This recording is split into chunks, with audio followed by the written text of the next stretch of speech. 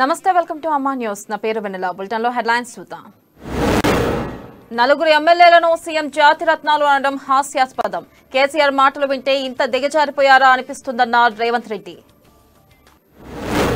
Corporate పాఠశాలలకు దీటుగా ప్రభుత్వ పాఠశాలను తీర్చిదిద్దుతాం అమీర్పేట్లోని జెడ్పీహెచ్ఎస్ ను దత్తత తీసుకున్న మంత్రి Talasani Srinivas Hyderabad state gallery of arts లో ప్రారంభమైన ఇండియన్ ఫోటో ఫెస్టివల్ నెల రోజుల పాటు జరిగే ఎగ్జిబిషన్ ను ప్రారంభించిన మంత్రి శ్రీనివాస్ గౌడ్ బీజేపీ ఎదుగుదలను చూసి ఓర్వలేక టీఆర్ఎస్ దాడులు చేస్తుంది మిగులు బడ్జెట్ రాష్ట్రాన్ని కేసీఆర్ అప్పుల పాలు చేశారన్న కేంద్ర మంత్రి ప్రహ్లాద్ జోషి తెలంగాణ ప్రభుత్వం రైతులను మోసం చేస్తుంది రాష్ట్రంలో త్వరలో డబుల్ ఇంజన్ సర్కార్ వస్తుందన్న మహేంద్రనాథ్ పాండే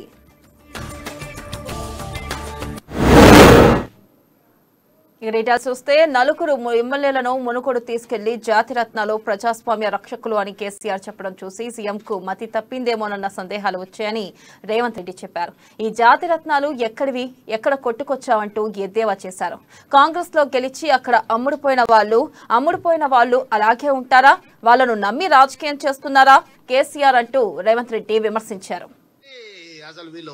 జాతిరత్నాలు ప్రజాస్వామ్య రక్షకులు అసలు కేసీఆర్ కు ముతిమతి తప్పిండా లేకపోతే కేసీఆర్ ఇక దిగజారుడు అనే పదం కూడా కేసీఆర్ ను చూసి సిగ్గుపడేటంతగా దిగజారిండా నాకైతే అర్థం కాలేదు గాని ఈ జాతి రత్నాలు ఎక్కడి పోయా నీకు ఏడగొట్టుకొచ్చినావు వీటిని గుడికాడ చెప్పులను కూడా వదిలేరు వాళ్ళు ఇక్కడ గెలిచి అక్కడ అమ్ముడు పోయినోడు మళ్ళీ అమ్ముడు పోకుంటుంటాడా వాళ్ళని నమ్ముకొని నువ్వు రాజకీయం చేస్తున్నావా వాళ్ళని కొనుక్కుంటామని రాగానే వచ్చి ఈయన గారికి చెప్పారట ఈయన గారికి ప్రజాస్వామ్యం గుర్తొచ్చి తక్షణమే భటులను ప్రవేశపెట్టిందంట పట్టుకరండి శిక్షిద్దాం వాళ్ళని అందరినీ ప్రవేశపెట్టుడి అని ఈయన ఆదేశాలు ఇచ్చిందంట వాళ్ళంతా పోయి పట్టుకొచ్చారట ఆయన కొబ్బరి నీళ్లు తీసుకురా అంటే పోలీసులు రావాలంట అసలు ఏమన్నా అర్థం ఉన్నదా కొబ్బరి నీళ్లు తీసుకురా ఈ సినిమాటిక్ ఇది సరే ఏది ఏమైనా వాళ్ళు ఫిర్యాదు చేసిండ్రు దాని మీద కేసు కట్టినమన్నారు వాళ్ళు ఏంది గుణవంతులు వాళ్ళని ఏదో మునుగోడు తీసుకెళ్లి అసలు వీళ్ళు కార్పొరేట్ పాఠశాలలకు దీటుగా ప్రభుత్వ పాఠశాలను తీర్చిదిద్దుతామన్నారు మంత్రి తలసాని శ్రీనివాస్ యాదవ్ మన బస్తీ మనబడి కార్యక్రమంలో భాగంగా ప్రభుత్వ పాఠశాలలో మౌలిక వసతులు సౌకర్యాలు కల్పిస్తామన్నారు ఇక అమీర్పేట్లోని ప్రభుత్వ హై స్కూల్ ను మంత్రి తలసాని దత్తత తీసుకున్నారు ఈ మేరకు స్కూల్ ను పరిశీలించారు అక్కడ విద్యార్థులకు అందుతున్న వసతులపై ఆయన ఆరా తీశారు అగర్వాల్ సమాజ్ ఆధ్వర్యంలో స్కూల్ విద్యార్థులకు షూస్ పంపిణీ చేశారు ఇక పేద విద్యార్థులకు చేయూతను అందిస్తున్న దాతలను మంత్రి అభినందించారు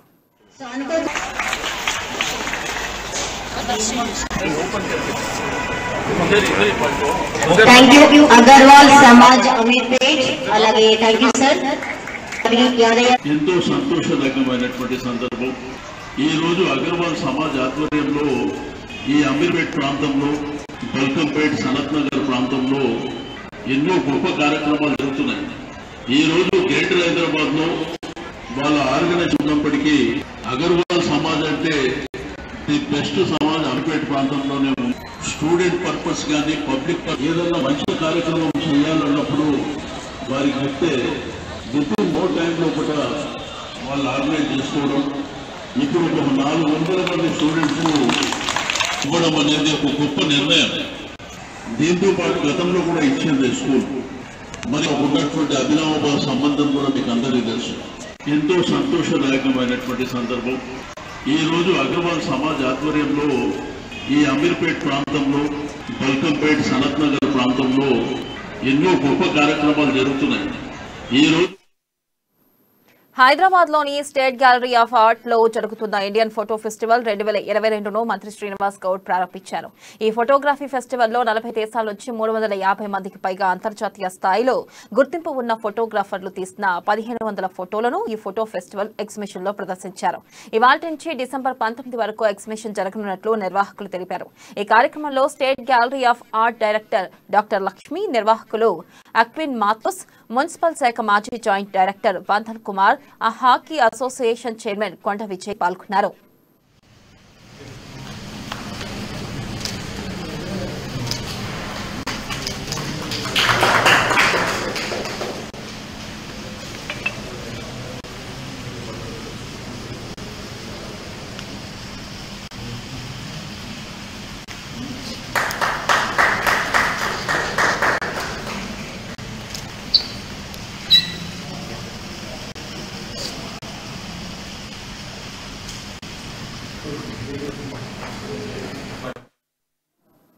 ఖమ్మం జిల్లా నేలకొండపల్లి మండలం పాయనంపల్లిలో పీఏసీఎస్ ఆధ్వర్యంలో ఏర్పాటు చేసిన ధాన్యం కొనుగోలు కేంద్రాన్ని మంత్రి పువ్వాడ అజయ్ కుమార్ ప్రారంభించారు. ఈ సందర్భంగా రాష్ట్ర ఏర్పడిన తర్వాత రైతులు పంట పండించేందుకు అన్ని సదుపాయాలు కల్పించామన్నారు. పండించిన పంటకు రైతుల వద్దకు వచ్చి కొనుగోలు చేస్తున్న ఏకైక ప్రభుత్వం టీఆర్ఎస్ సర్కార్ అనిపారు. తెలంగాణ రైతాంగం ఎలాంటి అధైర్యపడవద్దని పండిన ప్రతి గింజను ప్రభుత్వం కొంటుందని మంత్రి పువ్వాడ పేర్కొన్నారు.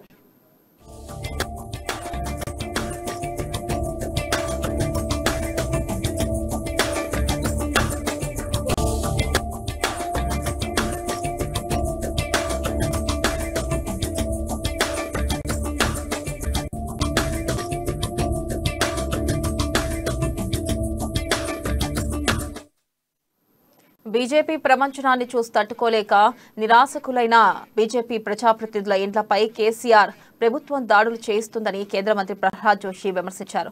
ప్రధాని ఆవాస్ యోజన పథకాన్ని రాష్ట్ర ప్రభుత్వం సద్వినియోగం చేసుకోలేకపోతుందని ఆరోపించారు.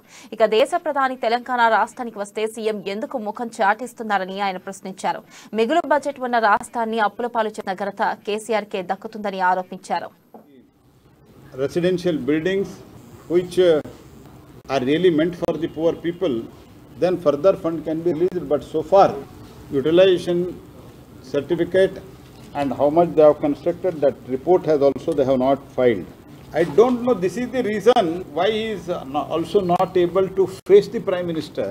He is not meeting the Prime Minister also. Single request, single proposal for any development work has come. Telangana ప్రభుత్వం రైతుల మోసం చేసిందన్నారు కేంద్ర మంత్రి డాక్టర్ మహేంద్రనాథ్ పాండే. నాగర్ కర్నూలు జిల్లా కొల్లాపూర్లో కేంద్ర మంత్రి డాక్టర్ మహేంద్రనాథ్ పాండే పర్యటించారు.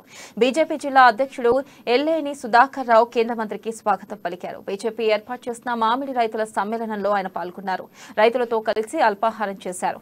మామిడి పండ్ల సాగులో రైతుల కష్టాలు, మార్కెటింగ్, గిట్టుబాటు ధర, మామిడి పండ్ల ప్రాసెసింగ్ సెంటర్ పై రైతులతో కేంద్ర మంత్రి ముచ్చటించారు. ఈ సందర్భంగా తెలంగాణలో త్వరలో డబుల్ ఇంజన్ సర్కారు వస్తుందని పేర్కొన్నారు.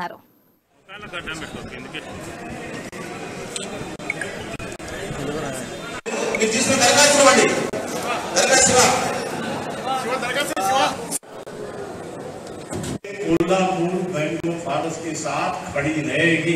गवर्नमेंट ऑफ इंडिया आपके जो आपका छोटा सा इशू है, हार्टिकल्चर ऑफिसर यहाँ पर उसकी टीम आपको मैंगो का फूल जब आए उसकी रखाव के लिए, उसकी सुरक्षा के लिए, प्रोसेसिंग के लिए, उसके लिए आपको, लेकिन ये हार्टिकल्चर का एक छोटा सब सेंटर बनाया जा सकता है आपको सपोर्ट के लिए। ये स्टेट गवर्नमेंट कर सकती है, सेंट्रल का जो मदद लेना वो ले ले। हम इस काम में सेंटर से आपको cooperation, horticulture minister and agriculture minister mister Narendra Singh Tomar CM KCR మంత్రి కేటీఆర్ పై కేసులు నమోదు చేయాలని బీజేపీ కార్పొరేటర్లు డిమాండ్ చేశారు. హైదరాబాద్ సైబర్ క్రైమ్ పోలీస్ స్టేషన్లో ఫిర్యాదు చేసి 2 వారాలు గడుస్తున్నా కేసు నమోదు చేయలేదంటూ బీజేపీ కార్పొరేటర్లు రాష్ట్ర డీజీపీని కలిశారు. ఇక ప్రధాని మోదీ కేంద్ర మంత్రులను బీజేపీ స్టేట్ ప్రెసిడెంట్ బండి సంజయ్లను దూషించారంటూ చేసిన ఫిర్యాదుపై ఎలాంటి చర్యలు తీసుకున్నారని డీజీపీని కోరినట్టు తెలిపారు. తన సోషల్ మీడియాలో ట్విట్టర్ టిల్లు అని వ్యాఖ్యలపై పోలీసులు అత్యుత్సాహం తనపై కేసు నమోదు చేశారని, ఇక ప్రధాని కేంద్ర మంత్రులపై దూషించిన వారిపై కేసు నమోదు చేయాలని ఫిర్యాదు చేసినా ఎందుకు ఎఫ్ఐఆర్తో నమోదు చేయడం లేదని ప్రశ్నించారు.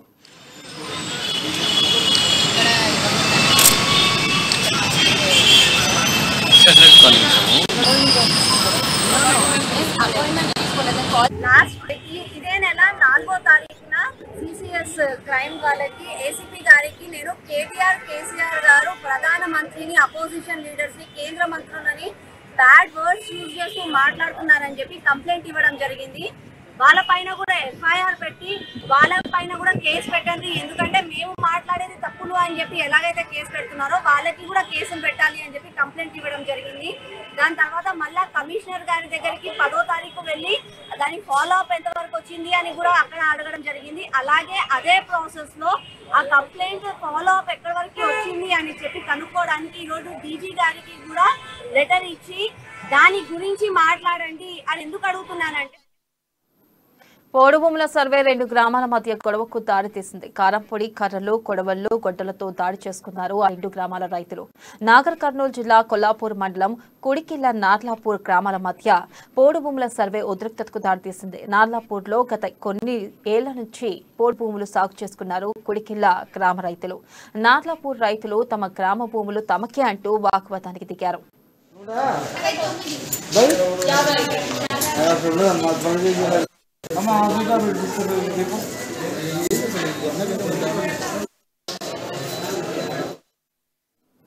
ఇవాళ ఫారెస్ట్ అధికారులు పోడు భూముల సర్వేకు వెళ్లడంతో 2 గ్రామాల మధ్య ఉద్రిక్తత నెలకొంది. 2 గ్రామాల రైతులు గొడవకు దిగి కారంపి, కట్టెలు, కొడవళ్లు, గొడ్డలతో పరస్పరం దాడులు చేసుకున్నారు. దాడిలో 2 గ్రామాల రైతులు గాయపడడంతో హుటాహుటిన కొల్లాపూర్ ప్రభుత్వ ఆసుపత్రికి తరలించారు. ఇరువురు పరస్పరం పోలీస్ స్టేషన్లో ఫిర్యాదు చేశారు. కేసు నమోదు చేసుకున్న పోలీసులు దర్యాప్తు చేస్తున్నారు.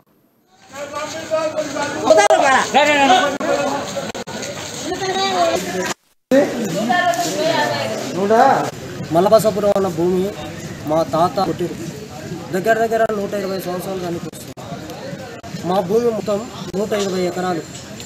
వాళ్ళు ఆల్రెడీ 40 ఎకరాలు 50 ఎకరాలు ఆల్రెడీ దున్నుకుంటూ వచ్చిన ఇప్పటికి మాకు ఏం మిగిలింది 80 ఎకరాల భూమి.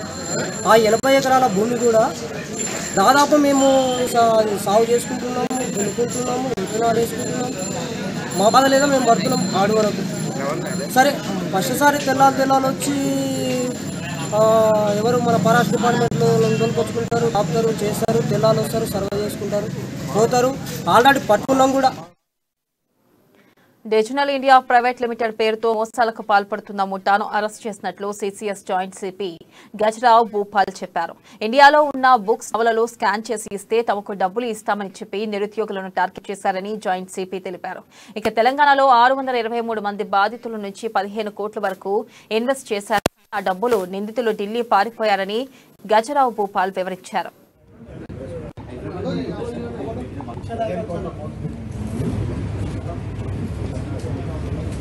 ఇప్పటికే ఇంత పేమెంట్ చేయడం జరిగింది. కొంతమంది 50%, కొంతమంది పూర్తిగా 500 మంది వరకు ఎంతో కొంత డబ్బులు అయితే ఉంటాయి. ఒక సుమారు 120 మందికి ఇంకా ఏమి మొత్తం వాళ్ళు కూడా ఉన్నారు. మనం ఇతను ఇందులో ఏంటంటే మనకు తెలిసింది 1 కోటి రూపాయలు వర్త్ 2 కేజీ బంగారం ఇతను ఉన్నట్టు తెలుస్తుంది. దీని అంతా కూడా ముతూట్ ఫైనాన్స్ లో పెట్టి ఇతను లోన్ కూడా రేజ్ చేయడం జరిగింది.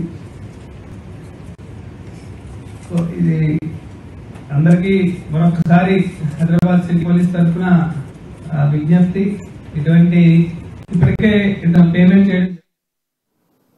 సీఎం కేసీఆర్ మత్స్యకారుల సంక్షేమే ధ్యేయంగా పనిచేస్తున్నారని ఎమ్మెల్యే రాములు నాయక్ అన్నారు.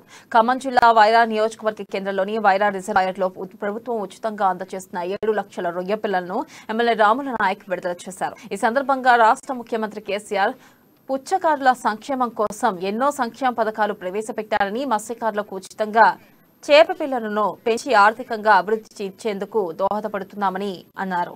ఇక దీంతో పాటు మత్స్యకారులకు ఉచితంగా వలలు, వాహనాలు అందించారని తెలిపారు.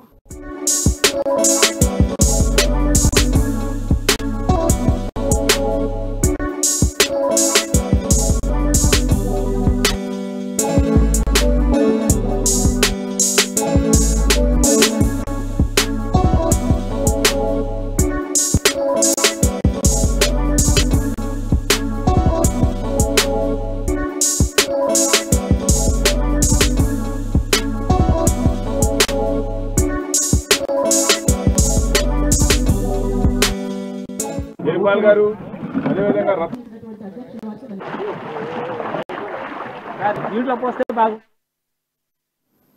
2 సార్లు జాతీయ ఉత్తమ గ్రామ పంచాయతీ అవార్డు అందుకున్న కరీంనగర్ జిల్లా రామడుగు మండలం వెలిసల గ్రామం ఇప్పుడు ఒక పర్యాటక కేంద్రంగా మారింది. ఈ సందర్భంగా పలు ప్రైవేట్ పాఠశాల విద్యార్థులు గ్రామాన్ని సందర్శిస్తున్నారు. ఈ నెల 26న రాజ్యాంగ దినోత్సవం సందర్భంగా పాఠశాలకు విచ్చేస్తారని చెప్పారు. ఇక గ్రామాల అవేర్నెస్ లో భాగంగా వెలిసల గ్రామాన్ని సందర్శించి గ్రామ పంచాయతీ విధి విధానాలు తెలుసుకుంటున్నారని ఉపాధ్యాయులు పేర్కొంటున్నారు.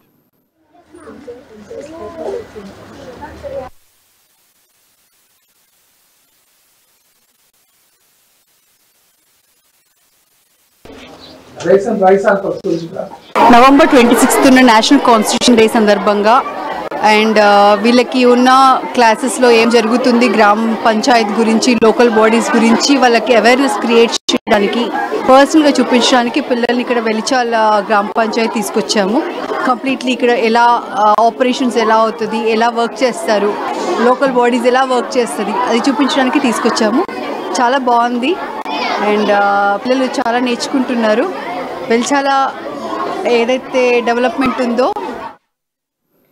వేములవాడ వ్యవసాయ మార్కెట్ కమిటీ నూతన పాలకవర్గ ప్రమాణ స్వీకారం చేసింది. ఈ కార్యక్రమానికి MLA Chennamaneni Ramesh Babu, ZP chairperson Aruna Reddy ముఖ్య అతిథులుగా హాజరయ్యారు.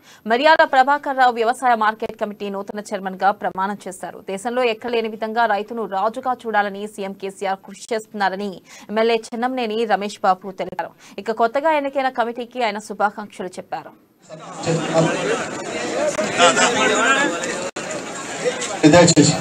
రావుపేటలో జరుగుతున్నటువంటి మల్కపేట రిజర్వాయర్ పనులు తుది దశలో ఉన్నాయి. అది జరిగి అక్కడక్క 26,000 ఎకరాలు, సిరిసిల్ల ప్రాంతం కాక మన నియోజకవర్గానికి 26,000 ఎకరాలు, కతలాపూర్ మేడిపల్లి మండలంలో ఒక 40,000 ఎకరాలు వస్తే తెలంగాణ రాష్ట్రంలోనే 1,00,000 ఎకరాలు దాటినటువంటి నియోజకవర్గం వేములవాడ నియోజకవర్గం కాబట్టి సాగునీటి సమస్య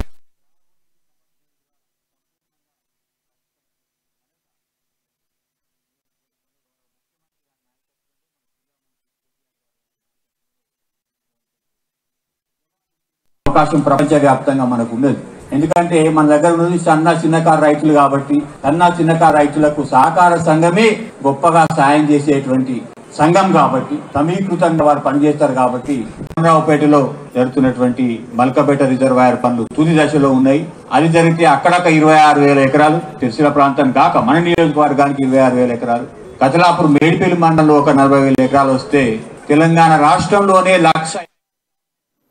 క్యాసినో వ్యవహారంలో విచారణకు హాజరై అస్వస్థతకు గురైన టీఆర్ఎస్ ఎమ్మెల్సీ ఎల్ రమణను యశోద హాస్పిటల్ కు తరలించారు. ఉదయం అస్వస్థతకు గురి కావడంతో ఆయన్ను హైదర్గూడలోని అపోలో హాస్పిటల్ కు తీసుకెళ్లగా ఆ తర్వాత మెరుగైన ట్రీట్మెంట్ కోసం సోమాజిగూడలోని యశోద ఆసుపత్రికి చేశారు. గతంలో యశోద వైద్యులు ఆయనకు స్టంట్ వేసినందున హాస్పిటల్ కు తరలించినట్లు తెలుస్తోంది.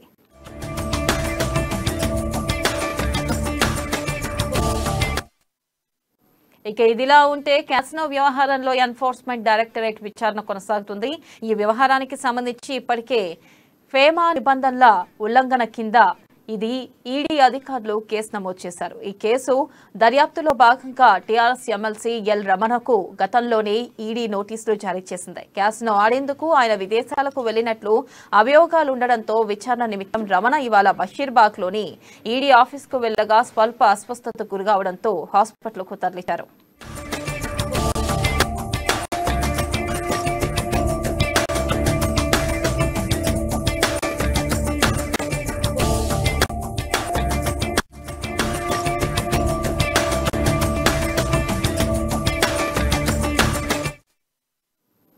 మహబూబాబాద్ జిల్లా ఆడిట్ కార్యాలయంలో ఏసీబీ అధికారులు దాడులు చేశారు. 18,000 రూపాయలు లంచం తీసుకుండగా రెడ్ హ్యాండెడ్ గా పట్టుకున్నారు.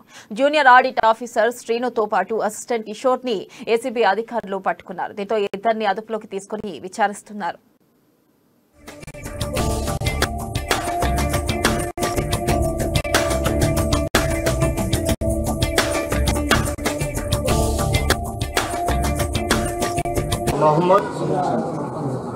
సలీం పాషా అని ఒక కానిస్టేబుల్ వాలంటీర్ రిటైర్మెంట్ తీసుకుంటాడు. అతను తన అప్లికేషన్ ఫిబ్రవరిలో డిపి ఆఫీస్లో సబ్మిట్ చేస్తాడు. అతని ఫైల్ ప్రాసెస్ అయ్యి జూలై 31కి ఆయనకి రిటైర్మెంట్ ఆర్డర్స్ వస్తుంది, ప్రొసీడింగ్స్ వస్తుంది. ఆ రిటైర్మెంట్ బెనిఫిట్స్ గురించి అని డిపిలో తన అప్లికేషన్ ఇస్తాడు with concern documents. Consult officer ఒక డిపిఓలో కన్సల్ట్ క్లారిఫికేషన్ చేసి ప్రాసెస్ చేసి మన ఆడిట్ ఆఫీసర్ మహబూబాబాద్ డిస్ట్రిక్ట్ ఆఫీస్కి పంపిస్తారు. అది సెప్టెంబర్ లాస్ట్ వీక్లో పంపిస్తారు. ఉస్మానియా యూనివర్సిటీలో ఉద్రిక్తత చోటు చేసుకుంది. హాస్టల్ కేటాయింపులో ఓయూవీసీ నిర్లక్ష్యంగా వ్యవహరిస్తుందని ఆరోపిస్తూ విద్యార్థులు ఆందోళనకు దిగారు. ఈ నేపథ్యంలో ఓయూవీసీ ఛాంబర్లోకి చొచ్చుకుని వెళ్లేందుకు నిజాం కాలేజీ పీజీ విద్యార్థులు యత్నించారు.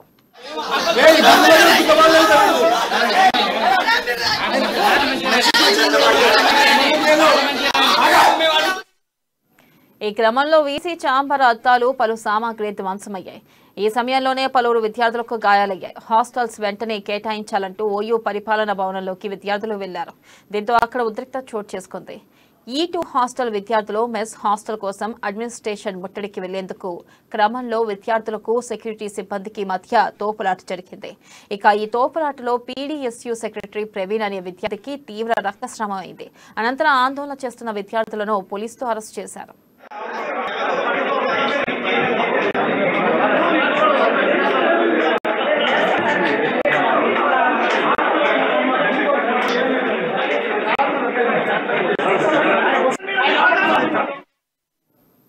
పెండింగ్ లో ఉన్న ఫీజు బకాయిలు వెంటనే విడుదల చేయాలని తెలంగాణ TNSF ఆధ్వర్యంలో హైదరాబాద్ బంజారాహిల్స్ లోని మినిస్టర్స్ క్వార్టర్స్ వద్ద ఆందోళన చేశారు.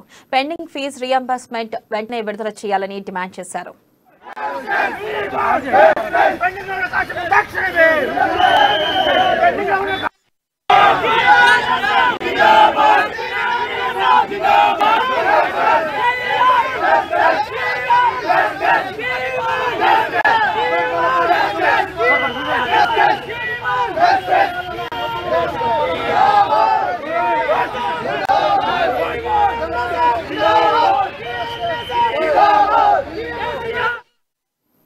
భద్రాద్రి కొత్తగూడెం జిల్లా బుర్కంపాడు మండలం ప్రభుత్వ ఆసుపత్రిలో NCD క్లినిక్ సెంటర్ ను జిల్లా కలెక్టర్ అనుదీప్ ప్రారంభించారు.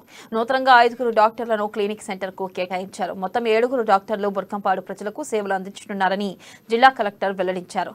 నాన్ కమ్యూనికబుల్ డిసీజ్ క్లినిక్ ద్వారా BP, షుగర్ వ్యాధిగ్రస్తులకు ప్రత్యేక చికిత్సలు అందిస్తున్నామన్నారు.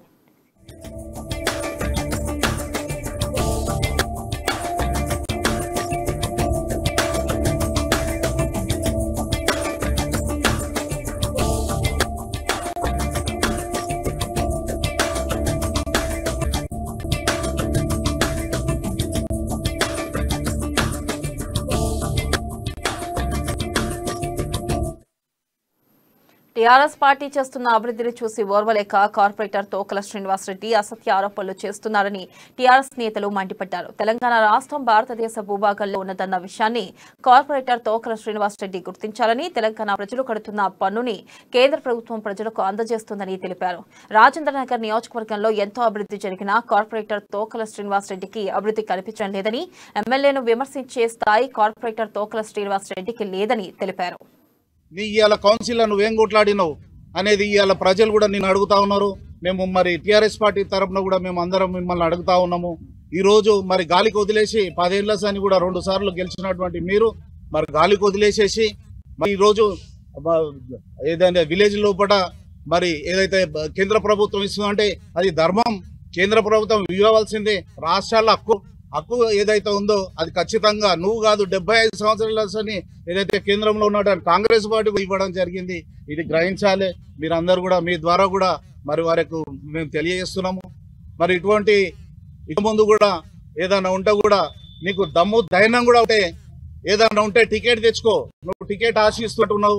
మరి గతంలో కూడా నీకు టికెట్ రాకపోతే ఎంపీ ధర్మపురి అరవింద్ రెడ్డిపై టీఆర్ఎస్ దాడి చేయడం పట్ల రాష్ట్ర వ్యాప్తంగా బీజేపీ నేతలు నిరసనకు దిగారు. జగిత్యాల జిల్లా కేంద్రంలోని తహసీల్దార్ చౌరస్తా వద్ద సీఎం కేసీఆర్ దిష్టిబొమ్మను బీజేపీ నేతలు దగ్ధం చేశారు. ఈ సందర్భంగా టీఆర్ఎస్ సర్కార్ అహంకారంతో ఉందని, ఉద్దేశపూర్వకంగానే దాడులకు దిగుతున్నారు. దాడికి కారకులైన ఎమ్మెల్సీ కవితపై పోలీసులు కేసు నమోదు చేయాలని బీజేపీ నేతలు డిమాండ్ చేశారు.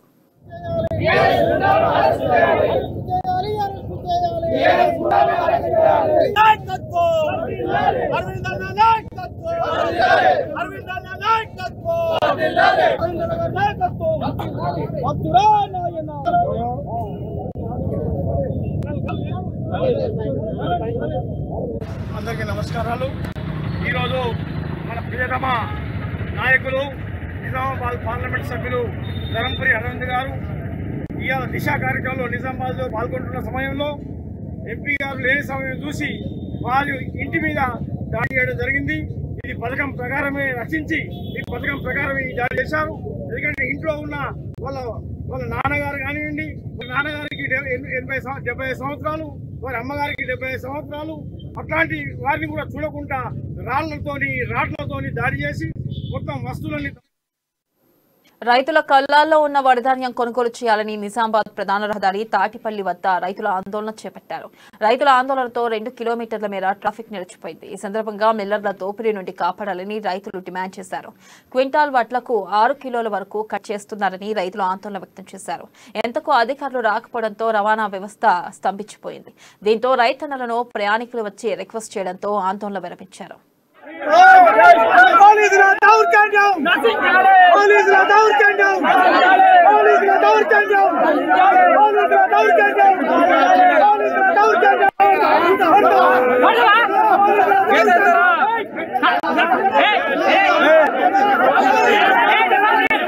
జగిత్యాల జిల్లా మా ఊర్లో అటు కొనుగోలు చేయడం లేదు.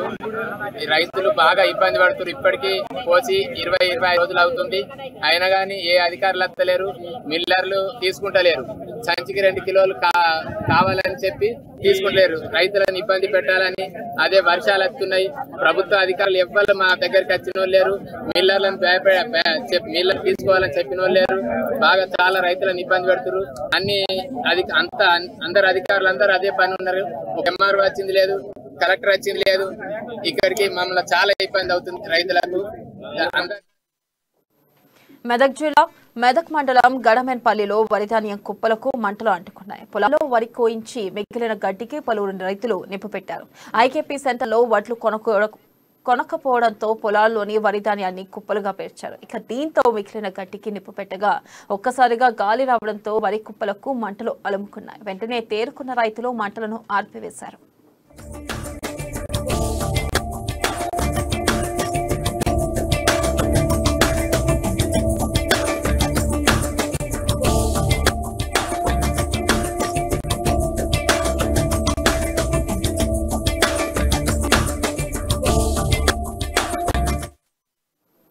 మైలార్దేపల్లి పోలీస్ స్టేషన్ పరిధిలో భారీ అగ్ని ప్రమాదం సంభవించింది. లక్ష్మీగూడ గ్రామానికి వెళ్లే రహదారిలో పరుపుల గోడౌన్లో మంటలు అంటుకున్నాయి. స్థానికుల సమాచారంతో పోలీసులు, ఫైర్ సిబ్బంది సంఘటనా స్థలానికి చేరుకున్నారు. రంగంలోకి దిగిన అగ్నిమాపక సిబ్బంది మంటను అదుపులోకి తెస్తున్నారు. షార్ట్ సర్క్యూట్ కారణంగానే ప్రమాదం జరిగినట్లుగా పోలీసులు భావిస్తున్నారు. సుమారు 5 లక్షల వరకు ఆస్తి నష్టం జరిగినట్లు అంచనా వేస్తున్నారు. కేసు నమోదు చేసుకున్న పోలీసులు దర్యాప్తు చేస్తున్నారు. ఇక ఈ కంపెనీకి ఎలాంటి అనుమతులు లేనట్లుగా గుర్తించారు. మరోవైపు జీహెచ్ఎంసీ అధికారుల తీరుపై స్థానికులు ఆగ్రహం వ్యక్తం చేస్తున్నారు. పర్మిషన్ లేని కంపెనీలపై అధికారులు ఎందుకు చర్యలు తీసుకోవడం లేదని ప్రజలు మండిపడుతున్నారు.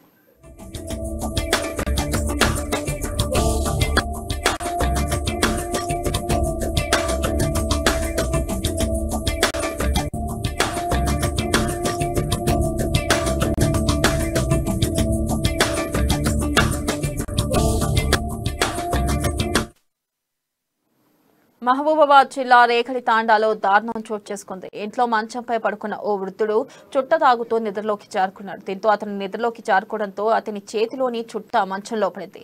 మంటలు చెలరేగి ఆ వృద్ధుడు సజీవ దహనమయ్యారు. బాధితులు నూనావత్ బదురుగా గుర్తించారు.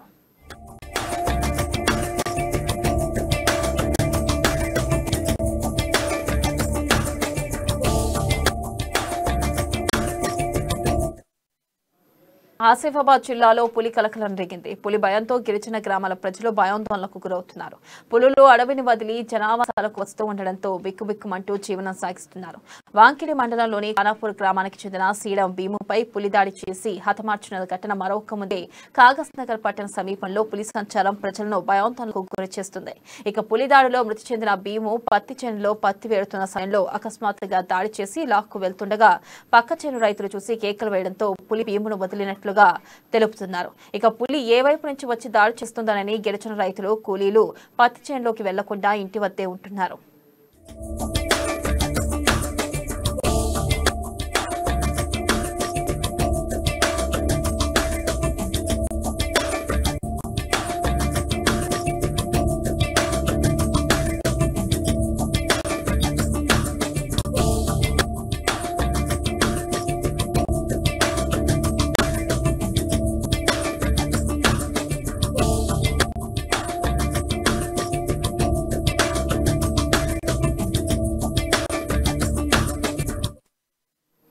మహబూబ్ నగర్ జిల్లా దేవరకద్ర మండల కేంద్రంలో తహసీల్దార్ ఆగడాలకు అడ్డు అదుపు లేకుండా పోతుంది. తన్ను ఎవరేమి చేస్తారులే అనుకుంటూ చనిపోయిన వ్యక్తుల భూములను టార్గెట్ చేస్తూ యథేచ్ఛగా ఇతరులకు పట్టా చేసి సొమ్ము చేసుకుంటున్నారు ఓ ఎంఆర్ఓ. బస్వాయిపల్లికి చెందిన హరిచన ఎల్లప్ప అనే వ్యక్తి పేరుతో ఉన్న 9 గుంటల భూమిని ఆయన మరణం తర్వాత మృతుడి బంధువులకు తహసీల్దార్ జ్యోతి రాసిచ్చారు. ఇక ఎల్లప్ప ఆయన భార్య చనిపోవడంతో అనాథగా మారిన కుమారుడు విక్రమ్ అతడి తండ్రి పేరుతో ఉన్న భూమిని కేటాయించాలని కుటుంబ సభ్యులు కోరితే ఆ పేరుతో భూమి లేదని అధికారులు చెప్పారు. ఇక ఎల్లప్ప పేరుతో ఉన్న 9 గుంటల భూమిని బంధువైన శేఖర్ అనే వ్యక్తి పేరు మీదకు ఎంఆర్ఓ మార్చారని కుటుంబ సభ్యులు ఆరోపించారు. తమ భూమిని అక్రమంగా ఇతరులకు పట్టా చేసిన తహసీల్దార్ జ్యోతి అక్రమంగా పట్టా చేసుకున్న శేఖర్ పై ఉన్నతాధికారులు చర్యలు తీసుకొని తమకు న్యాయం చేయాలని బాధితులు కోరారు.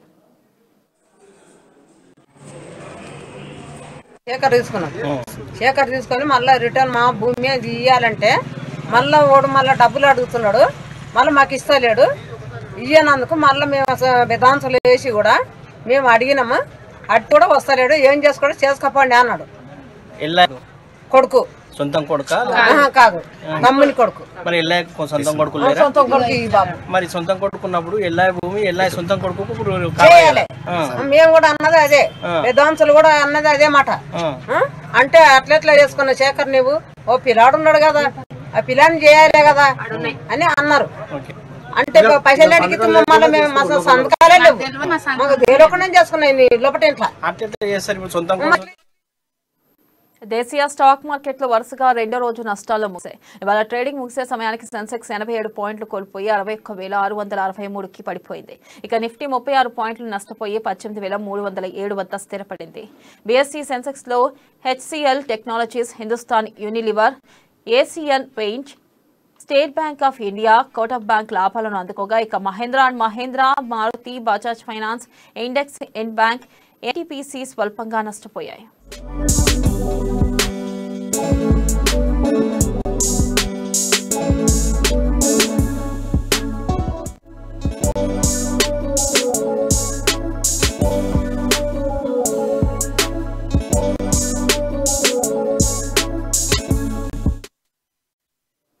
ఇవి బులెటిన్ అప్డేట్స్. మరిన్ని అప్డేట్స్ తో మళ్ళీ కలుసుకుందాం. వాచింగ్ అమ్మా న్యూస్. నిజం కోసం జనం కోసం.